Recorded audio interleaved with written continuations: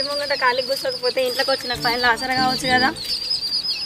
ఇంటి ముంగట కూర్చొని వచ్చిపోయాలని చూస్తే ఆ ఆనందమే వేరే. ఇంట్లోకి వచ్చి నీకు సాయం చేస్తే నాకేమవుతుందే? ఎప్పుడు చూడు ఇంతే, ఇటున్న పుల్లటి పెట్టాం, కమ్మగా తీయగా వండి పెడితే వంకలు పెట్టుకుంటూ తింటాం. కొన్ని జీవితాలకు అంతేనే, కొందరేమో కట్టపడడానికి పుడతారు, కొందరేమో నాలాగా కూర్చొని సుఖపడడానికి పుడతారు. నిన్ను పెళ్లి చేసుకునేటప్పుడు మా వాళ్ళు కూర్చొని గుర్రాలు తిప్పుతామంటే ఎంతో గొప్పడు అనుకున్నా, గీసంటాం అనుకోలే. చెర్ల నీళ్ళని పోయి శరణక పడ్డాక ఇప్పుడు అనుకుని లాభమే. అయినా ఇప్పుడు నీకేమైందే?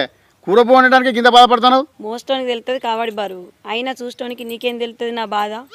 నా లెక్క పని చేస్తే తెలుస్తుంది. అబ్బో, నువ్వు బగ్గనే కట్టపడుతున్నావు. ఇయ్యాలేందే? ఇంట్లో పనులన్నీ ఎక్కడెక్కడే పెట్టి నాతో పురుషత్ ఖర్చులు వెళ్ళి పెట్టుకుంటాను. రోజు ఇంట్లో పనులన్నీ చేసి చేసి యాటకొస్తుంది. అందుకే ఆశపడక ఇవాళ నీతో తాడో పేడో తేల్చుకుందామని వచ్చిన.